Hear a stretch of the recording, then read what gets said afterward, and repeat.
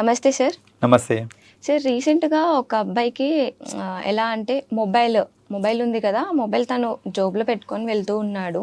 So, వెళ్తుంటే కొంత దూరం వెళ్ళిన తర్వాత ఫోను కాలిపోయి ఇట్లా బ్లాస్ట్ అయిపోయిందనమాట. సో, తను ఇంక చూసుకున్నాడు కాబట్టి ఇమ్మీడియేట్‌లీ జోబులో నుంచి మొబైల్ అనేది తీయడం జరిగింది. బట్ అప్పటికి తనకి జరగాల్సిన డ్యామేజ్ అనేది జరిగిపోయింది. సో, అసలు ఫోన్ ఎంతవరకు వాడొచ్చంటారు? ఫోను త్రూ తీసుకోవాల్సిన జాగ్రత్తలేంటి? చాలామంది అండి ఫోన్లు ప్రతి ఒక్కరు వాడుతున్నారు, కానీ వాడే తీరు, వాడే పద్ధతి, అసలు ఎప్పుడు యూజ్ చేయాలి, ఎంతసేపు యూజ్ చేయాలి, ఈ అవగాహన అనేది చాలామందికి ఉండదండి. సో దానివల్ల ఏంటంటే ఓవర్ యూజ్ చేస్తూ ఉంటారు అండ్ ఇన్అప్రోప్రియేట్ యూజేజ్ చేస్తూ ఉంటారు. ఇలాంటి వాటి వల్ల ఏమవుతుందంటే ఈ మొబైల్స్ అనేది పేలటం కానీ, లేకపోతే హీట్ ఎక్కిపోవడం కానీ ఇలాంటివి ఎక్కువ జరుగుతూ ఉంటాయి. So first and foremost thing ఏంటంటే, ఎంతమంది అసలు ఫస్ట్ ఆఫ్ ఆల్ ఇప్పుడు ఫోన్ ఉందండి, ఫోన్ని మనం వాడినంతసేపు వాడుతూ ఉంటాము, ఛార్జింగ్ తగ్గినప్పుడు మనం మళ్ళీ ఛార్జింగ్ పెట్టుకుంటున్నాము, మళ్ళీ వాడతాము, తగ్గుతుంది, మళ్ళీ ఛార్జింగ్ పెడతాము. కానీ అసలు ఫోన్ కొన్నప్పటి నుంచి దానికి ఎన్నిసార్లు మనకి మనంగా స్విచ్ ఆఫ్ చేసి ఉంటామండి. అంటే ఛార్జింగ్ అయ్యి ఆఫ్ అవడం పక్కన పెట్టేస్తే మనకి మనమే దాన్ని కొద్దిసేపు రెస్ట్ ఇద్దాము అని స్విచ్ ఆఫ్ చేసి పెట్టేసిన సందర్భాలే ఉండవు అసలు. సో ఎవరికన్నా రెస్ట్ కావాలి కదా. ఇప్పుడు ఎనీ డివైస్ నీడ్స్ రెస్ట్. మీరు కన్సిస్టెంట్గా దాన్ని వాడుతూ ఉన్నారు అని అంటే ఖచ్చితంగా హీట్ ఎక్కడము ఇలాంటి ఇష్యూస్ అని తొందరగా వస్తూ ఉంటాయి. సో అట్లీస్ట్ మీరు పడుకునే ముందు, లేకపోతే what ever it is, night అంతా మనకు అవసరం లేదు కదా ఫోన్ ఎలాగో. సో ఎమర్జెన్సీ కోసం ఎలాగో ఇంకొక ఫోన్ ఉంటుంది, లేకపోతే ఎవరిదో ఒకరిది ఉంటుంది ఫోన్, కాబట్టి పర్వాలేదు, మీ ఫోన్ని మీరు ఆఫ్ చేసుకొని పెట్టుకోవచ్చు, రైట్?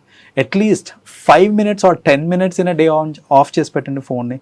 అది అట్లీస్ట్ ఏమవుతుందంటే అది రీసెట్ అవుతుంది అన్నమాట, సిస్టమ్ మొత్తం కొంచెం కూల్ డౌన్ అవుతుంది. So that is one thing. చాలా మందికి ఈ అలవాటే లేదు కాబట్టి ఆ ఫోన్స్ అనేది అంత ఫాస్ట్గా హీటప్ అయిపోతూ ఉంటుంది.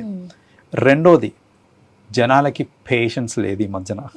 ఏదన్నా సరే ఫాస్ట్గా అయిపోవాలి అని, లైట్నింగ్ ఫాస్ట్ ఛార్జింగ్ కావాలి నాకు. నేను చూశాను మొన్న రీసెంట్లీ OnePlus ఫోన్లోనో దేంట్లోనో 30 minutes 100%కి వచ్చేస్తుందండి. 0 to 100 in 30 minutes. 30 minutes full charge అయిపోతుంది. అంత ఫాస్ట్ ఛార్జింగ్ అవుతుంది అని అంటే అసలు ఫోన్ బ్యాటరీ ఎంత సఫర్ అవుతుంది, ఎంత ప్రెషర్ పడుతుంది దాని మీద. సో అది ఎంత హీట్ ఎక్కిపోతుంది. సో ఇలాంటి మనం అనుకోము, అరే 30 minutes అయిపోతుందా అని కొనేస్తూ ఉంటాం అలాంటి ఫోన్ మనం. సో అలా తీసుకొని అలా ఫాస్ట్ ఛార్జర్స్ యూజ్ చేసినప్పుడు ఏంటంటే బ్యాటరీ మీద ఇంపాక్ట్ ఎక్కువ పడుతుంది జనరల్గా. పడ్డప్పుడు ఆబ్వియస్లీ ఈ హీటింగ్ ఇష్యూస్ కానివ్వండి, ఓవర్ హీటింగ్ అయిపోయి ఇట్లా ఫ్లేమ్స్ వచ్చేయడము ఇలాంటివి జరుగుతూ ఉంటాయి. మూడోది మోస్ట్ ఇంపార్టెంట్ థింగ్, చాలామంది ఏంటంటే జెన్యూన్ ప్రోడక్ట్స్ కొనరు యాక్సెసరీస్కి. ఇప్పుడు నేను ఫోన్ కొనుక్కున్నా, లక్షలు పెట్టి ఫోన్ కొనుక్కున్నాను, కానీ నా ఛార్జింగ్ కేబుల్ పాడైపోయింది అన్నప్పుడు ఒరిజినల్ ఛార్జర్ కొనకుండా నార్మల్ షాప్లో దొరికే నార్మల్ చీప్ ఛార్జర్ తీసుకొని పెట్టేస్తూ ఉంటారు. కానీ అలా డూప్లికేట్ ప్రోడక్ట్స్ యూజ్ చేయడం వల్ల ఫోన్ ఖచ్చితంగా డ్యామేజ్ అవుతుంది. Some times to an extent that అది ఈవెన్ ఫ్లేమ్స్ వచ్చేసి అంత డ్యామేజ్ కూడా అయిపోతూ ఉంటుంది. సో రైట్ యాక్సెసరీస్ యూజ్ చేయకపోవడం కూడా it is important, that we have to use the right accessories. And some times ఏంటంటే, ఇప్పుడు సపోజ్ నేను ఫోన్ వాడినంతసేపు వాడాను, నాకు ఇంకా దాంతో పని లేదు, లేదా ఒక 2-3 minutes బ్రేక్ తీసుకోవాలి అనుకోండి, చాలామంది ఏం చేస్తారంటే ఫోన్ అలా పక్కన పెట్టేస్తారు, చూస్తూ ఉన్నారు, ఏదో పని వచ్చింది ఫోన్ పక్కన పెడుతున్నారు, ఆ స్క్రీన్ కూడా ఆఫ్ చేయట్లేదు, రన్ అవుతూ ఉంటుంది, ఆ వీడియో రన్ అవుతూ ఉంది, లేకపోతే స్క్రీన్ అలా ఆన్లో ఉంది. ఆన్లో ఉన్నప్పుడు ఏంటంటే బ్యాటరీ కన్జంప్షన్ అవుతూ ఉంటుంది కాబట్టి ఆబ్వియస్లీ మనకి ఆ హీట్ అనేది ఎక్కిపోతూ ఉంటుంది. సో అలా ఫోన్ని ఆఫ్ చేయకుండా పెట్టడము. ఈ మధ్యన రీల్స్ పిచ్ ఒకటి బాగా పట్టింది. సో ఫోన్ తీసి వీడియో ఆన్ చేసినప్పుడు ఏమవుతుంది అని అంటే బ్యాటరీ మీద ప్రెషర్ ఎక్కువ పడుతుంటుంది. ఆబ్వియస్లీ ఒక వీడియో కాల్ రన్ అవుతున్నప్పుడు కానివ్వండి, వీడియో రికార్డింగ్ రన్ అవుతున్నప్పుడు ఏంటంటే బ్యాటరీ కన్జంప్షన్ ఇంకా ఫాస్ట్ అప్ అయ్యి హీట్ ఎక్కిపోతూ ఉంటుంది. సో ఈ రీల్స్ తీసుకునే దీంట్లో మోడ్లో ఉండి, లేదంటే వీడియో కాల్స్ చేసుకుంటూ ఎక్సెసివ్గా ఎక్కువసేపు మీరు 4-5 minutes చేస్తున్నారంటే అబ్సల్యూట్లీ ఫైన్. గంటలు చేస్తూ ఉన్నారు అని అంటే ఆబ్వియస్లీ పేలకేమవుతాయి ఫోన్లు ఇంకా. సో అదొక రీజన్ ఏంటంటే ఎక్సెసివ్ ఫోన్ వాడటం వల్ల, ఎస్పెషలీ ఫర్ వీడియో రికార్డింగ్ కానివ్వండి, అయితే వీడియో కాల్స్ కానివ్వండి, ఇది అవ్వటము. అండ్ ఇంకొకటి ఉంది విచ్ ఇస్ లిటిల్ రేర్, కానీ చాలామందికి తెలియకుండా అవుతూ ఉంటుంది. స్క్రీన్ లాక్ చేయకుండా ఒక్కొక్కసారి ఫోన్ వాడేసిన తర్వాత చేసామేమో అనుకొని, లేదా దానికి ప్యాటర్న్స్ కానీ లాక్స్ కానీ ఏం లేదనుకోండి, మీరు ఫోన్ జేబులో పెట్టేసుకున్న తర్వాత ఒక్కొక్కసారి ఏమవుతుందంటే అన్లాక్ అయిపోతుంది, ఆటోమేటిక్లీ ఫోన్ అన్లాక్ అయిపోతుంది బికాస్ ఆఫ్ ది మన టచ్ ఇక్కడ టచ్ అవుతూ ఉంటుంది కాబట్టి. అన్లాక్ అయిపోయి ఏదైనా యాప్ ఓపెన్ అయిపోవడము, లేదా ఒక్కొక్కసారి కెమెరా ఓపెన్ అయిపోతుంది. అయిపోయినప్పుడు ఏంటంటే పాకెట్లో ఉంది, వెంటిలేషన్ లేదు, హీట్ ఎక్కుతుంది.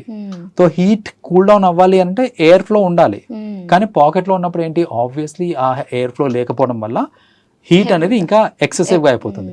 నాకు తెలిసి రీసెంట్గా జరిగిన ఇన్సిడెంట్లో నాకు అదే అయి ఉండొచ్చు, because I personally faced it once. ఏంటంటే నాకు తెలియకుండా నా మొబైల్లో కెమెరా ఆన్ అయిపోయింది, బట్ నాకు స్లోగా ఇక్కడ హీట్ అనేది సెన్సేషన్ వచ్చింది.